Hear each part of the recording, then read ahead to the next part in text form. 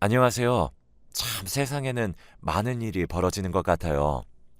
저에게도 믿기 힘들 정도로 마음 아프고 다시는 돌이키고 싶지 않을 정도로 비참하고 슬펐던 순간들이 있었습니다. 제가 나이가 65년생입니다. 나이가 좀 있죠? 저는 시골에서 자랐는데요. 워낙 순수하고 비 오면은 미꾸라지 잡아서 엄마 가져다 드려 추어탕도 해 먹고 배고플 때 다슬기 잡아서 냄비에 소금 살짝 쳐서 애들이랑 빼먹기도 하고 그러면서 자랐죠.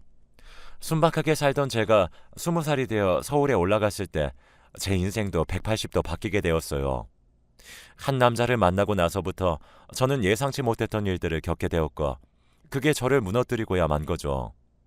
그 남자는 저보다 10살이나 많은 남자였어요. 가족들의 품을 떠나서 병원에 취업을 하게 된 저는 사회생활이라는 것을 처음 해보게 되었고 그 과정에서 저를 돌볼 틈도 없이 많이 무너지고 상처받고야 말았습니다. 시골 출신의 배운 것 없는 어린 여자를 얼마나 사람들이 만만하게 보았겠어요. 마음이 아프고 찡하고 또 속상하기도 하고 그랬죠. 그때 저는 누군가에게 의지할 사람이 필요했고 마침 저에게 호감을 표시하는 병원 의사인 그 남자를 만나게 된 거였어요. 저는 어렸을 때부터 의사에 대한 환상이 있었고 도깨비 감투 같은 것이 저에게 씌워지면서 이 남자를 놓치면 안 되겠다는 생각이 들었습니다. 그렇게 그 남자와 교제를 하던 중에 예상치 못하게 임신을 하게 되었습니다. 피임까지 꼬박 했는데 갑자기 찾아온 뱃속의 생명체는 저를 혼란스럽게 했지만 저와 교제하고 있었던 남자는 저에게 걱정하지 말라고 아무런 겁먹지 말고 내가 당신을 지킬 거라고 하면서 청혼을 했습니다. 아이는 내가 책임질 거니까 나에게 기대라고 하면서요. 저는 알겠다고 정말 너무너무 고맙다는 말과 함께 그렇게 그 남자와 결혼해서 아이를 낳았고 3년간은 아이 키우느라 정말 눈코 뜰 새 없이 지나가게 되었어요. 그런데 이상하게 여자들은 미세하고 뭔가 촉이 잘 발달되어 있잖아요. 저도 그걸 느끼고야 말았습니다. 제 남편이 갓난아이를 낳은 저를 두고 바람을 피웠어요. 같은 병원에서 근무하는 인턴 여자와 교제를 했고 저 몰래 그 여자는 그 남자가 유부남인 것을 알고 있음에도 불구하고 불륜을 저지른 거죠. 제가 남편이 근무하는 병원에서 원무 담당을 했기 때문에 겹치는 지인들이 저에게 조심스럽게 상황을 전달해 주었고 제가 부탁을 해서 그 둘이 함께 있는 모습을 전달받아서 소송을 하게 된 거죠. 처음에는 아이 때문에 참고 살까 몇 번 고민해 보았지만 나 당신 불륜한 거 다 알아. 어떻게 할 거야? 우리 아이는 한 번만 용서해 줄게. 그냥 내가 참고 다 덮을게. 라고 하자 남편은 사과가 아닌 아니야. 미안해. 나 당신 더 이상 안 좋아해. 나 지금 만나고 있는 이 여자가 내 인생의 정말 첫사랑이자 끝사랑이 될 것 같아. 나 누굴 이렇게 절절하게 좋아해 본 적 단 한 번도 없어.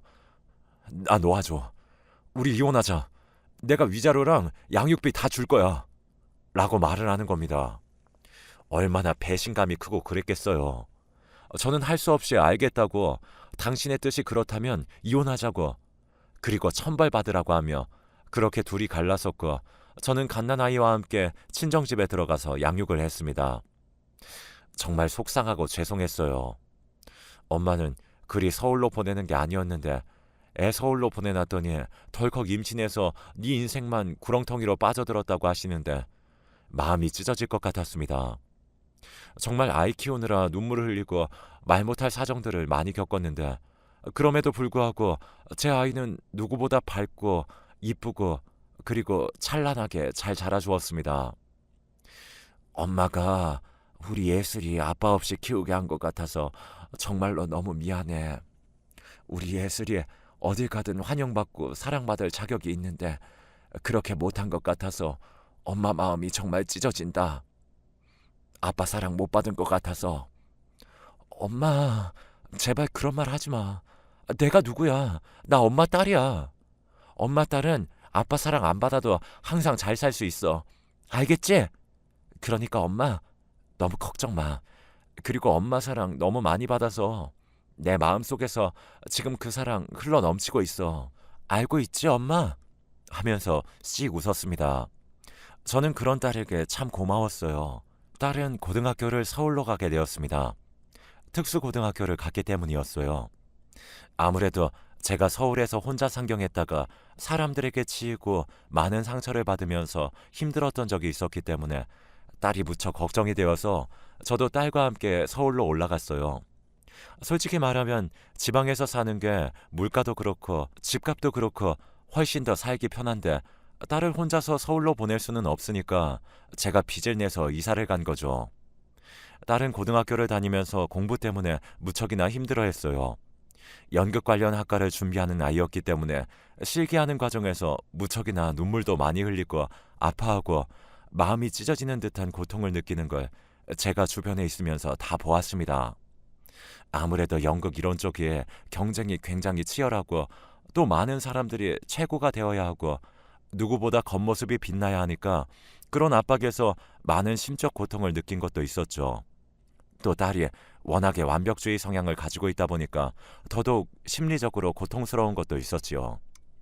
그래도 이러한 과정을 다 겪고 나서 딸은 당당하게 또 멋지게 자기가 원하는 대학과 학과에 당당하게 입학할 수 있었어요.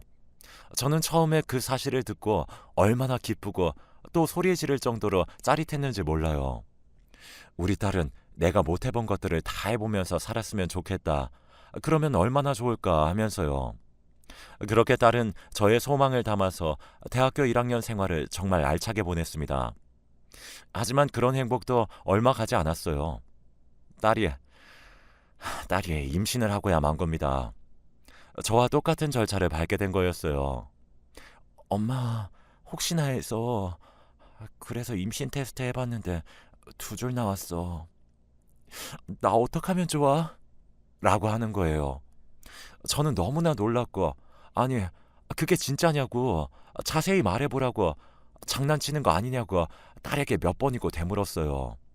하지만 딸은 농담 아니야. 나 진짜 심각해. 하면서 주머니에서 테스트기를 보여주는 겁니다. 심장이 쿵 하고 내려앉는 듯한 충격에 머리로 전해졌고 현실을 부정해봤지만 달라지는 것은 전혀 없었습니다. 제 딸이 대학교를 다니면서 저 모르게 남자친구를 사귀게 되었고 그 불장난 같은 사랑에 빠져서 결국 아이를 가지게 된 거였어요. 저도 20살 무렵에 아이를 가지게 되어서 남편과 한급하게 결혼하고 이혼하고 아이 키우면서 젊은 시절을 싹 다 흘려보냈잖아요.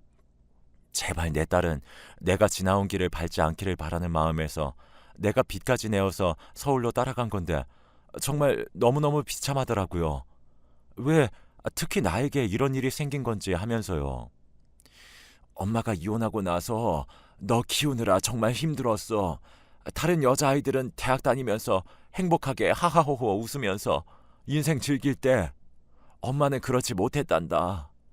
그래서 딸만큼은 학교 다니면서 남들과 다를 것 없이 인생 즐기고 그렇게 살길 바랐는데 딸아, 다시 한번 생각해보면 안 되겠니? 엄마, 나도 무서워. 앞으로 내게 펼쳐질 일들이.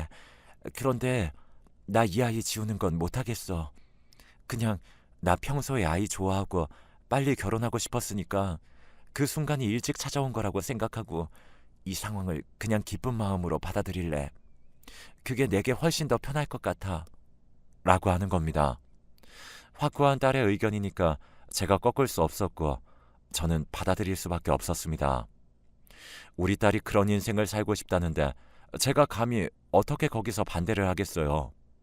알겠다고 한 뒤에 딸의 남자친구를 만났고 앞으로 어떻게 해야 할지 물어봤습니다.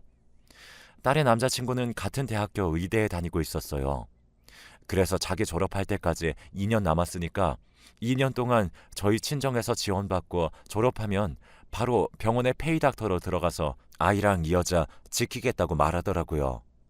참 마음이 싱숭생숭했습니다. 아이 아빠도 의사인데 나랑 결혼하기 전에 저렇게 똑같이 말했다가 결국에 나 버리고 이혼했다고 예비사위 앞에서 말하고 싶었어요. 너도 이런 절차를 밟아서 혹시라도 내 딸한테 마음 아픈 일 생기게 하면 엄마인 내가 절대로 가만 안 있을 거라고 하면서요. 그런데 그 어린 아이들에게 제가 저주의 말을 퍼붓는 것은 아니라고 생각하고 저는 한숨만 더 푹 쉰 채로 알겠다고 말했습니다. 예비 사돈댁과 만나서 이야기를 하고 깊은 고민 끝에 사돈댁에서 아이들이 살 집을 마련해주고 일정 생활비를 지원해주겠다고 약속을 한 뒤 둘은 혼인신고를 했어요. 몇 달 후 손녀가 태어났고요. 정말 손녀는 이뻤습니다. 제 아이도 딸을 지켰으니까 자기가 한 결정에 절대로 후회가 없고 지금 너무나 만족스럽다고 했어요.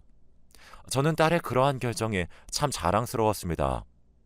자기 소신대로 결정해서 후회 없는 인생을 산다는 것 자체가요.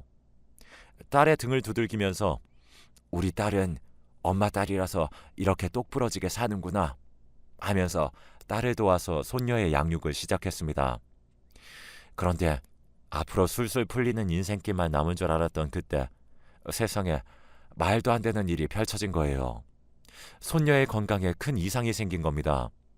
6살 때 소아백혈병에 걸린 거였어요. 아이가 기침할 때 토를 하고 갑자기 픽픽 쓰러지더니 남들과 다르게 유난히 삶에 지쳐하는 모습을 보였거든요. 저는 이상해서 빨리 병원에 데려가자고 했고 거기서 백혈병 판정을 받고 바로 암센터 병원으로 들어가게 되었습니다. 딸은 멘붕이 와서 하루 종일 병원에서 살았어요. 저는 일을 해야 해서 틈날 때마다 딸과 손녀를 찾아갔고요. 항암 치료가 시작되자 이쁘던 제 손녀는 머리가 다 빠지고 미라처럼 살도 쭉 빠지면서 무척이나 고통스러워했어요. 저는 그걸 다 지켜보는데 어른도 견디기 힘든 항암을 어린아이가 견디다니 너무나 안쓰럽고 힘들 거라고 생각했습니다. 그래도 분명히 완치할 수 있을 거라고 굳게 마음을 먹었어요. 그런데 하늘도 무심하시지 천사 같은 제 손녀를 황망하게 데려가 버린 겁니다.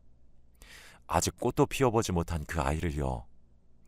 제 딸은 딸을 잃고 난 뒤에 말로 표현할 수 없는 커다란 슬픔을 느꼈어요. 저는 그런 딸을 보면서 제 마음이 찢어질 듯이 고통스러웠고 이걸 어떻게 하면 좋니 하면서 하루하루 그냥 미라처럼 살게 되었고요. 진짜 이거는 아니라는 생각 때문에 마음을 다잡기가 너무 힘들었습니다. 저도 힘들었지만 딸이 더 힘들 게 뻔했기 때문에 딸을 위로해 주려고 무척이나 많은 노력을 했어요. 우리 딸 괜찮다고 생명은 다 져버리기 마련이고 건강하게 애도를 해야지 다음에 찾아올 생명도 건강하게 받아들일 수 있다고 하면서요. 사실 제가 아무리 옆에서 위로를 해봤자 남편이 옆에서 아내를 토닥여주고 위해주고 그런 게 가장 중요하잖아요. 그래서 저는 남서방한테 우리 딸 좀 잘 위로해달라고 남서방 지금 힘들 거 나도 잘 알고 있는데 남서방에 그래도 내 딸보다 더 이성적이고 강하니까 좀 마음을 써달라고 했죠. 그런데 그럼 남서방에 저와 제 딸을 배신한 겁니다. 손녀가 죽었음에도 불구하고 저희 둘 몰래 불륜을 하고 있었던 거였어요. 페이닥터 같이 하는 이혼녀랑요. 그걸 어떻게 알았냐면요. 제 딸의 친구가 말해준 거랍니다. 딸이 슬퍼하면서 무기력하게 침대에 누워있을 때 갑자기 딸의 친구가 전화가 와서는 너 괜찮아? 아이 하늘나라에 보내면서 얼마나 힘들었겠어. 난 괜찮아. 전화해줘서 고맙다. 그래 다행이야. 그런데 있잖아. 너 남편이랑 이혼했어? 아니 무슨 말이야 그게? 뭐? 이혼한 거 아니었어? 아니 이혼한 것도 아닌데 네 남편은 왜 그런 짓을 하는 거지? 이상하네. 신랑이 나 모르게 뭐 진행되는 일이 있기라도 한 거야?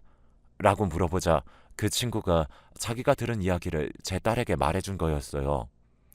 자기 친구가 남편이 근무하는 병원에 교통사고로 입원을 해서 치료를 받고 있는데 입원하고 밤늦게 물 마시러 나갔다가 사위가 거기 이혼한 여자 부원장이랑 작은 방에서 소리를 내면서 이상한 짓 한 것을 봤다고 말을 하고는 그 찰나를 문틈 사이로 찍었다고 합니다.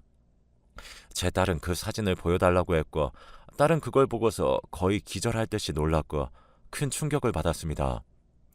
정말 전 남편이랑 내 사위가 똑같은 일을 하는구나 하면서 속이 부글부글 끓어오른 저는 참을 수 없는 분노를 느꼈고 바로 사위에게 찾아가서 힘껏 뺨을 내리쳤습니다. 자네가 그러고도 사람이야? 사람이라면 절대로 해서는 안 될 행동을 그렇게 뻔뻔하게 할 수가 있나? 하면서요. 사위는 눈을 동그랗게 뜨고 그게 무슨 말이냐고 저에게 말했고, 저는 딸에게 받은 불륜 사진을 사위 얼굴 앞에 내보이면서 입이 두 개라도 말할 수 있겠냐고 소리를 질렀어요. 사위는 어떻게 이 사진을 하면서 고개를 푹 숙인 채 그렇게 되었다고, 그냥 딸 잃은 슬픔을 동료들과 나누다가 갑자기 이상한 감정이 느껴졌고, 이게 사랑이라는 것을 알아서 도덕적으로 어긋난 짓을 했다고 실토하더라고요. 진짜 허망하고 어떻게 이럴 수가 있지 하는 생각에 살기가 싫어졌습니다. 저는 그냥 냅다 사위의 뺨을 갈겼고, 사위는 죄송하다고 이혼하겠다고 하면서 자리를 떴습니다. 제 딸과 사위는 이혼했지만 딸은 그 이후로 큰 충격을 받았어요. 그래서 우울증도 걸리고 죽겠다고 시도도 하고 심각했습니다. 저는 엉엉 울면서 내가 너 없으면 어떻게 사냐고, 제발 살아만 있으라고, 시간이 해결해 줄 거고 너의 그 달고 다른 마음도 다 치유해서 낫게 해줄 거라고 위로를 해주었지만, 그 위로는 소용이 없었죠. 새벽에 이상하게 눈이 번쩍 떠져서 불안한 마음에 핸드폰을 봤더니 딸이 문자 하나를 남겨둔 겁니다. 엄마, 미안해. 나 이미 지쳤나 봐. 매일 해가 뜨는 게 무섭고 더 이상 하늘을 보고 싶지가 않아. 더 이상 세상의 공기를 마시고 싶지 않아. 이런 나를 이해해주고 사랑해줘서 그동안 고마웠어. 라고 써 있었습니다. 이건 누가 봐도 유서였습니다. 제발 안 돼 딸아 하면서 저는 바로 경찰서에 신고했고, 경찰서에서는 위치 추적을 통해서 딸의 핸드폰에 낙동강 모습지 근처에 위치가 잡힌다고 거기 관할서에 사람을 보내서 바로 찾아보겠다고 했어요. 시간은 흘렀고 하루 이틀 사흘이 흘러도 딸은 보이지 않았습니다. 제발 실종된 거라고 말해달라고, 우리 딸이 죽은 게 아니라 실종된 거라고 하면서 저는 희망을 걸었습니다. 그런데 경찰이 수색 중 낙동강 습지 쪽에서 제 딸의 신발을 발견한 겁니다. 경찰은 여기서 빠져 죽은 것 같은데 아무래도 이곳이 습지고 낙동강 쪽이니까 시체가 떠내려가거나 혹은 밑으로 들어갔을 가능성이 있다고, 시간도 많이 흐르고 부패 가능성도 배제할 수 없다고 하는 겁니다. 마음의 준비를 하시는 게 좋을 것 같다고, 살아있을 가능성은 없다고 저에게 말하더라고요. 신발까지 발견된 이상 더 이상 저희도 할 수 있는 게 없다고 거의 경찰 100명을 풀어서 찾아봤지만 아무것도 발견된 게 없다고 말하는 겁니다. 절망적이었어요. 죽었다면 시체라도 발견해야 하는데 실태도 발견하지 못하고 엄마의 마음은 그냥 타들어가는 거죠. 인생이 언제부터 이렇게 허망했던가, 왜 나와 내 딸의 인생은 안녕하지 못하고 저승 떠돌아다니는 망자처럼 불안한 건가 하면서 심한 우울증에 빠진 저는 절에 들어갔습니다. 거기서 사람도 안 만나고 거의 밥도 먹지 않은 채 죽음을 기다리는 사람처럼 살았어요. 그러다가 절에 더 이상 붙어있을 돈도 없어진 저는 죽을 용기도 없어서 서울로 다시 올라가 단칸방에서 간신히 국가 보조금으로 목숨을 이어갔습니다. 그러다가 술을 몇 잔하고는 저는 딸이 실종된 그 낙동강으로 무작정 갔어요. 나도 죽은 딸 따라서 가려고요. 낙동강 습지에 도착해서 죽으려고 하는데 물이 다 빠져서 도저히 제가 죽을 수가 없더라고요. 하늘은 왜 죽고 싶은 사람도 마음대로 죽지 못하게 하는 거냐고 하면서 원망했습니다. 그런데 그때 습지 안쪽에서 어떤 물체가 꿈틀거리는 겁니다. 뭐야 하면서 가까이 보니까 아니 웬 여자가 그 안에서 허우적거리고 있더라고요. 아니 거기서 뭐 하는 거예요? 하면서 저는 그 습지로 냅다 뛰어서 그 여자에게 다가갔어요. 저를 본 그 여자는 나 죽을 거야! 라고 하면서 소리 지르더라고요. 뭔가 싶었던 저는 아니라고, 죽으면 안 된다고, 무슨 일이 있는지는 잘 모르겠는데 우리 힘을 내서 살면 안 되겠냐고 딱 그녀를 잡아당겼어요.